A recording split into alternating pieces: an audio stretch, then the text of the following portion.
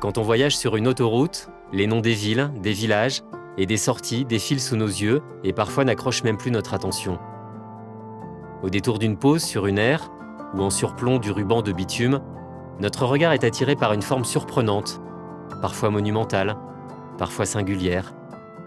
C'est alors que notre trajet s'interrompt pour d'autres découvertes.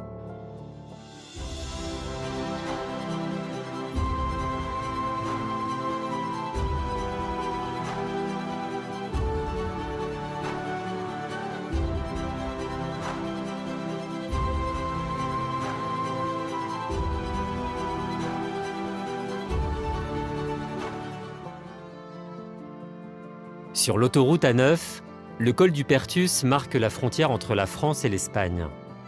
C'est ici que se dresse une pyramide monumentale qui culmine à 70 mètres de hauteur.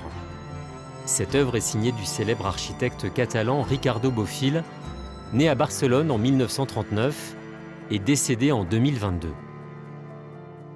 Figure de l'architecture contemporaine, Ricardo Bofill a commencé sa carrière en Espagne avant de connaître une renommée internationale grâce au quartier Antigone qu'il a créé à Montpellier au début des années 80.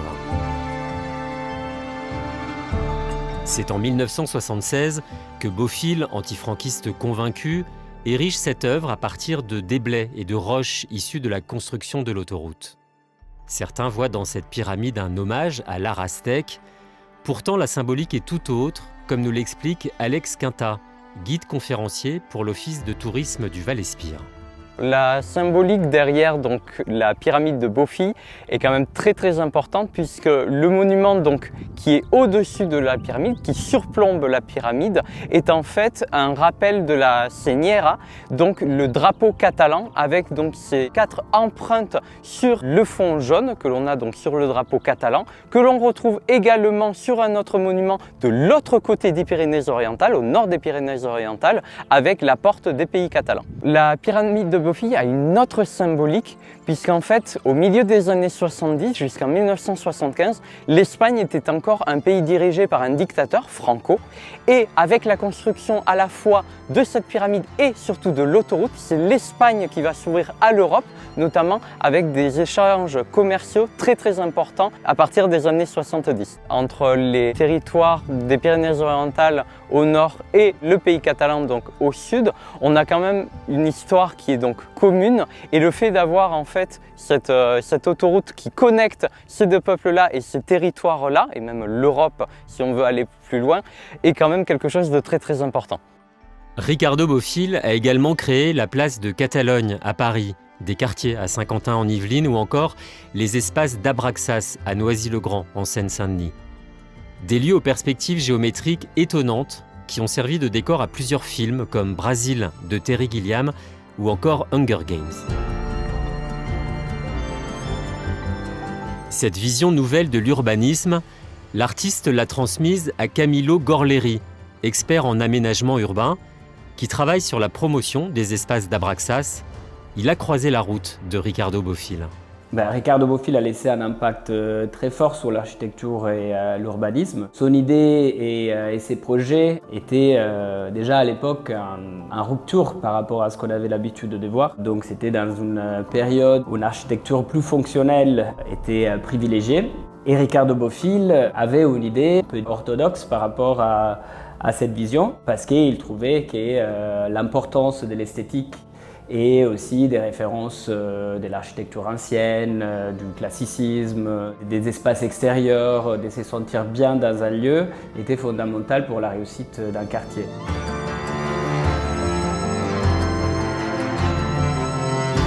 Quelques années après la construction de la pyramide du Perthus, des archéologues ont fait une curieuse découverte. Une autre pyramide, datant de l'époque romaine, comme un clin d'œil à l'œuvre de Ricardo Bofill.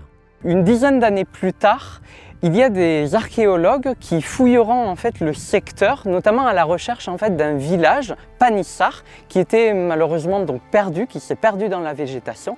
Et en fouillant ce site de Panissar, on a découvert en fait les vestiges du trophée de Pompée, qui était un trophée romain qui se trouvait à la frontière entre la Via Domitia en France et la Via Augusta plutôt dans la péninsule ibérique et qui marquait déjà la frontière entre donc ces deux territoires de la Gaule narbonnaise et de la région de la Tarraconaise. Et ce magnifique monument qu'il y avait donc à cet endroit-là était déjà gigantesque puisqu'on parle d'un monument d'une quarantaine de mètres de hauteur qui en fait était un grand socle cubique surmonté déjà d'une pyramide à l'époque. Donc il y a quand même un parallèle à faire entre les deux monuments, entre donc le trophée de Pompée et la pyramide de Ricardo Bofill qui sont à un grand kilomètre de distance. Je trouve que les monuments au bord des autoroutes ont une belle importance puisque déjà ils permettent de repérer en fait certains lieux, notamment ici donc le passage entre la France et l'Espagne. Ils permettent également de rompre un petit peu la monotonie de l'autoroute en rendant en fait l'autoroute intéressante au regard des voyageurs. Kilomètre Art, c'est un voyage à la découverte ou à la redécouverte de ces œuvres qui rythment le trajet sur autoroute. Parfois méconnues, bien que familières, ces curiosités valent le détour. Soit parce qu'elles évoquent des souvenirs de voyage, en famille ou entre amis, soit parce qu'elles nous permettent cette plongée inattendue dans l'art, dans la science ou dans l'histoire.